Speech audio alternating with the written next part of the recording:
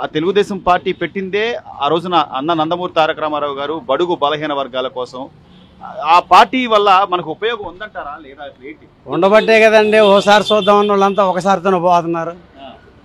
ఉండబట్టే కదా వాళ్ళు పని చేసేవాళ్ళు పని చేయనుడికి తేడా అదే. అందుకని ఆయన ఎన్నుకున్నారు. బాధల్లో ఉన్నప్పుడు బాబు గుర్తు రావడం కాదు, బాబు ఎప్పుడూ గుర్తుండాలి. అది రామారావు పరిపాలన పార్టీ కనుక అది తెలుగుదేశం పార్టీ అనగానే ఆ పసుపు జెండా, ఆ పసుపు అనేది మనకు అది శుభసూచకం అండి. అది శుభసూచకం అంటే ఇప్పుడు కాదు కదా, ఎన్ని తిరిగి ఆయన అది స్థాపించాడు ఆ జెండా ఎన్నుకొని. ఆయన పిచ్చోడేం కాదుగా. అది చంద్రబాబు గారు పనితీరు ఎలా ఉంటుంది? ఏంటి పథకాలు తెచ్చిందే రామారావు గారు. పథకాలను కొనసాగిస్తున్నారంటారా చంద్రబాబు గారు? కొనసాగించాలి. ఎందుకంటే పేరు గొప్ప ఊరు దెబ్బ అని చేయలేనప్పుడు ఎదవ వాగ్దానాలు చేయటం, ఎదవలో అవటం బాగోదు. ఏంటి మగోడు ముఖమే మాట్లాడతాడు, ఆడది వెనక మాట్లాడుతుంది. అటు ఇటు కానట్టే మాట్లాడతారు. వీళ్ళు పనోళ్ళు పని చేసే మాట్లాడతారు. పనికి మనోళ్ళు చాలా మంది ఉన్నారు. ఈ కొండకు పోతాం అని. అది ఎంతో మంది, అంటే ఎంతమంది వచ్చినా కూడా ఈ రోజున రోడ్లు కావాలి, అభివృద్ధి కావాలి, పిల్లలకు ఉద్యోగాలు కావాలి. కరోనాలో ఎంతమంది తినేవాళ్ళు అన్నా క్యాంటీన్లో. ఇప్పుడు రోజుకి వచ్చి 2,50,000 మంది 2,60,000 మంది తింటున్నారు. ఇప్పుడు నీ సొమ్మేం పోతుంది, పేరు మార్చుకోమన్నారు. మార్చుకోవాలా? నువ్వు అమ్మకి అన్నం పెట్టినాడు, చెల్లికి చీర పెట్టినాడు, నువ్వు నీకేం పెడతాడు? అంతే కదా. ఇప్పుడు అదే ఉంటే ఆ 2 సంవత్సరాల కరోనాలో ఎంతమంది తినేవాళ్ళు, ఎంతమంది విలవిలనాటి చచ్చిపోయారు, దిగులతో చచ్చిపోయారు. 350 కోట్లు సీఎం రిలీఫ్ ఫండ్ ఇస్తే ఎవరికన్నా ఏమన్నా రూపాయి తీసి పెట్టావా? కనీసం ఇంటికి 5 కేజీలు బియ్యం అని ఇచ్చావా? కేంద్రం ఏదో పెద్ద మనసుతో ఫస్ట్ కరోనాలో 1000 రూపాయలు పెంచితే నువ్వు అప్పటి నుంచే స్టార్ట్ చేసావు కరెంట్ బిల్లు పెంచడం. 9 సార్లు పెంచావు. ఇవేంటి మరి? ఇన్ని చేసి కూడా ఇంకా నేనేదో ఇంకా వస్తాను, నేను బట్టలు ఉప్పదీసి నిలబెడతాను. ఏమండి ముందు వీళ్ళు ఉంచుకోమానండి, ముందు వీళ్ళ సరిగ్గా ఉంచుకోమానండి ముందు. తర్వాత పీకేది కదా. ఈ రాజావడో బంటేవాడో వీళ్ళు వచ్చాకే పెట్టలేదు, పళ్ళు వచ్చాక వీళ్ళే పెట్టలే, కళ్ళు వచ్చాక వీళ్ళనే చూడాల. మహా ముదురులు మేధావులే అయిపోయారు. వీళ్ళు అంతా సముద్రంలో కాకిరెట్లాటోళ్ళు. సో ఈ రోజున చంద్రబాబు నాయుడు గారు ఆయన పరిపాలన దక్షత అంటే విజన్ 2047 అని చెప్పి, అంటే అప్పట్లో విజన్ 2020 అంటే నవ్వారు అందరూ. ఇది ఒక మాట అండి, ఐటీ శాఖని తీసుకొచ్చాడు. ఏంటి ఆయన తేకపోతే మొన్న ఆయన జైల్లో 53 రోజులు 52 రోజులు ఉంటే 80 దేశాలు 78 దేశాలు మద్దతు చెప్పినాయి. నీకెందుకు చెప్పలా?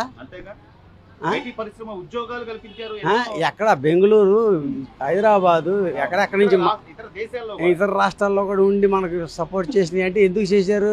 ఆయన పెట్టిన భిక్ష వల్ల మర్చిపోకూడదు. ఆయన మర్చిపోయినా ఆయన పనులు ఉంటాయి గుర్తు. ఒకప్పుడు మరి హరికృష్ణ మహిళలకి కండక్టర్లు వేయించాడు. ఇది ఎవరికైనా తెలుసా? తెలియదు. ఉంటాయి, చాలా ఉంటాయి. కాదే అంటే ఇంత వెలుగు అంటే వెలుగుతూనే ఉంది తెలుగుదేశం పార్టీ కానీ, తెలుగుదేశం జెండా కానీ, ఇంత వాళ్ళ కార్యకర్తలు కానీ. జనాల్లో రామారావు చనిపోయారనే కానీ పార్టీ పరంగా ఆయన రూపంగా బతికే ఉన్నారు. అది కావాల్సింది. ఆయన పార్టీ ఉన్నంతకాలం ఉంటానే ఉంటారు, లేకపోయినా ఉంటాడు ఆయన. ఎందుకంటే అది భూస్థాపితం అన్నోళ్ళు భూస్థాపితం అయిపోతున్నారు, కానీ అది భూస్థాపితం అవ్వదండి. నేను తొక్కేస్తా ఎక్కేస్తా అంటే ఏమైపోయింది? ఎంత బాగా చేయబట్టి 151 ఇచ్చారు, ఇంకెంతకన్నా బాగా చేయబట్టి 11కి వచ్చాయి. ఉంటుంది కదా జనాల దృష్టిలో, ఉంటుంది కదా జనాల దృష్టిలో. అంటే ఇప్పుడు ఇంకో మాట చెప్తానండి, మీకు తెలియంది నాకు తెలిసింది, మీకు అర్థమైతే బాగుంటుంది. ఇది ఇప్పుడు రామారావు గారి కన్నా బాగా చేస్తానన్నావు నువ్వు వచ్చేటప్పుడు. అంటే మీ నాన్న సరిగ్గా చేయలేదనేగా. రామారావు బాగా చేశారనేగా. ఏం నిలబెట్టా? ఆయనలా రూపాయి తీసుకుంటానన్నా.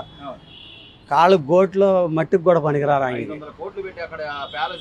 ఎవడు తిన్నట్టు? ఇక్కడేమో నువ్వు జనాల్లో ఫస్ట్లో తిరిగినప్పుడు ఇప్పుడు నీకు భయం ఎందుకు జనాలు తిరగటానికి? అప్పుడు లేని భయం ఇప్పుడు ఎందుకు అంటే నిన్ను పాపాలు నిన్ను ఎంటాడుతున్నాయి. ఇవన్నీ జనాలకు తెలుసండి. అసలు తెలుగుదేశం జెండానే ఉండదు, పార్టీనే భూస్థాపితం, ఎన్నో మాటలు చెప్పాడు ఆయన. మంది అయిపోయారండి. ఇప్పుడు ఇందిరాగాంధీ లాంటిదే అయిపోయింది. ఎందుకని ప్రజలు ఎన్నుకున్నాను చేపు బాగానే ఉండదు. మెప్పించి తినాలి, నొప్పించి తినకూడదు. నువ్వు అంతా నొప్పించే చేసావు. అంతా బయటపడితే నువ్వు అవసరాలని కేసులని అడిగిన నుండి కొట్టి అడగపోతే తిట్టే అసలు విడి చేసే ఎలా కుదిరిద్ది? అది కరెక్ట్ కాదు కదా. నేనైనా ఎందుకు మాట్లాడుతున్నా? నాకు 300 జీవితం అయిపోయింది, నువ్వు నన్ను పీకేది ఏముంది? సో అంటే పార్టీ అనేది కానీ లేకపోతే ఒక రాజకీయ పార్టీ అంటే ప్రజలకు ఏం చేస్తాము లేకపోతే ఏం ఉపయోగాలు ఉంటాయి చేసేదే చెప్పాలి, చెప్పకపోయినా చెయ్యాలండి, అది కరెక్ట్. సో చంద్రబాబు నాయుడు గారు మాత్రం ఆయన పనితీరు లోకేష్ గారు ఆయన యువనాయకుడిగా యువకాలం పాదయాత్ర ప్రపంచంలోనే 3వ నెంబర్ కాలేజీలో చదివి బయటకు వచ్చిన ఆయన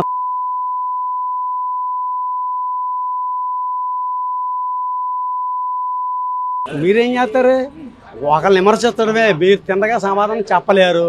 మీరు అడిగిన పరిస్థితి నేను చెప్పకపోతే ఎలా ఉంటుంది? నాకు రాదనుకుని పక్క వెళ్ళిపోతారు, లేకపోతే డైవిడ్ అయిపోద్ది. ఎందుకంటే కొంతమంది మైక్ కానీ టీవీ ముందు కానీ మాట్లాడితే అది అలాగుంటుంది, కొంతమంది మాట్లాడితే వివరంగా వినాలని ఉంటుంది. చంద్రబాబు నాయుడు గారు ఆయన రామారావు గారి ఆశయ సాధన కోసం ముందుకెళ్తున్న వ్యక్తి, అలాగే ఆయన అంశాలు ఆయనలో మేధాతత్వం గుర్తించబట్టే రామారావు అల్లుడయ్యాడు, పరిపాలనకి నాయకుడు అయ్యాడు. అది 2 ముక్కల్లో చెప్తున్నా. ఆయన మేధావతనం గుర్తించబట్టే కదా, లేకపోతే సో అదే తరహాలో లోకేష్ గారి పనితీరు కూడా ఉంటది, ఉండాలి, ఉంటది.